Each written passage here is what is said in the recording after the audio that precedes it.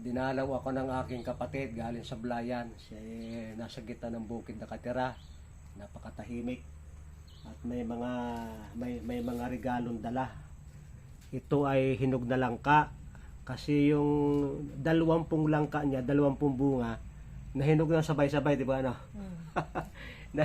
Nahinog na sabay-sabay. Paghipo niya malambot na, hindi naman nakapagdala din ng isa. At yung mga saging namin, kasi ngayon ay El Nino, ang saging ay maliliit, pero masarap naman kahit maliliit. Apektado talaga ang bunga ng saging. Ito naman bunga ng mga saging na sulo, nagaganda pa rin kahit El Nino. At ito yung gusto kong balita sa inyo, itong sibuyas. Sobrang gugulang nito, sobrang mamature dahil yung iba ay wala ng dahon. Pag ikaw ay nagtanim ng sibuyas at magulang na at wala nang mabubunutan, iniiwan na ng magbubunot yan. Kaya makakapanghingali ka ng dami-dami. Saka walang price. Ang sibuyas ngayon ay walang presyo doon sa Sablayan. Iniiwanan lang sa bukid. Kung masipag ka, makakasampung sako ka pangunguha. Napakarami. At ito ay hindi pala yan binili. Mga mature na sibuyas yan, no? Pagkaganda rin, hindi nila kukuhain yan. Sapagkat huhukayin pa yan. Ay iwan. Ito naman yung tumatagal.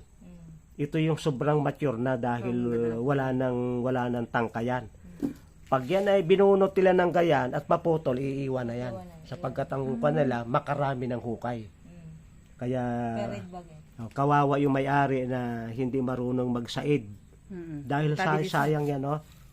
Ito naman ay walang presyo ngayon at tambak. Pero kung kayo ay merong dadalhin ninyo sa Manila yan, sa mga tawag doon storage.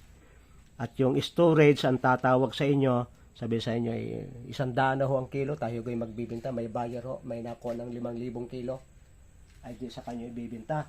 Pag ngayon kayo magbibinta, ay tabla ulugi. Huwag kayo magbibinta pagkaani, kundi aanihin nyo ng mature. Kagaya nito, pag mature yung inani, tatagal yan.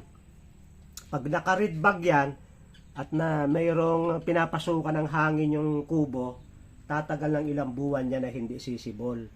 Sisibol yan kapag naampiyasan. Kaya ngayon ay walang price dahil tagbunot, ngayon ay Abril. June, maghintay kayo ng 60 days, ay siya ay para kayong tumama sa waiting. Napakamahal na. Ang problema ng iba ay binibinta agad pagkaani. Ay panahon ng 23 na kilo, o kita mo. Ay yun ay mas magaganda pa dito, ano?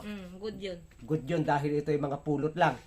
Ay alam niyo ito ay pagdating nandiyon, itong ganito ay napakamahal na rin. At saka pag bibili kayo ng sibuyas, yung pag hinipo niyo ay matigas. At yun ay talagang matagal yung tumubo at matagal mabunok. Ang problema kasi na magtatanim, pagkabunot ng kanilang sibuyas, ay may babayarang utang na porsintuhan, yung abono porsintuhan, yung labor, yung mga insecticide porsintuhan. Kaya 23, ibibinta nila yan ng 23. Makabawi lang. Ay di lugi. Lugi nga. Lugi gawa ng hindi nabunot lahat. Kinain pa nung anong kanyon, anong kanyon? Yung insekto? Harabas. Naharabas pa, nagkauod pa. Kaya pala butas yung iba. Ay ang sibuyas, pag ito'y binubumba ng twice a day. Kaya maganda yung ako'y mag-i-introduce ng sibuyas sa inyo na hindi na binubumba pero maliliit ang laman. Ay kaya sana panawagan natin sa nakakakuha ng DA na magpatayo kayo ng mga storage dito sa Oriental Mindoro, sa Occidental Mindoro. Magpatayo ka ng storage. At yung gobyerno may pakinabang din, hindi kayo malulugi.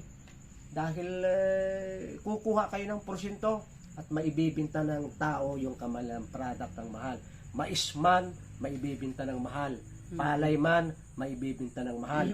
Huwag kayong maniwala ng ang bigas ay dapat ay 20 ang kilo. Huwag kayong maniwala dyan. Kawawang mga magsasaka dyan. Dapat ay mataas ang bigas. Pero hindi lamang bigas ang tataas, lahat ay tataas. 25 lang ang palay ngayon. Kaya kung 25 ang bigas ay 60, lugi naman yung magtatanim. Maraming salamat sa inyong pagsubaybay sa Natural Wilderness ni Pastor Vito.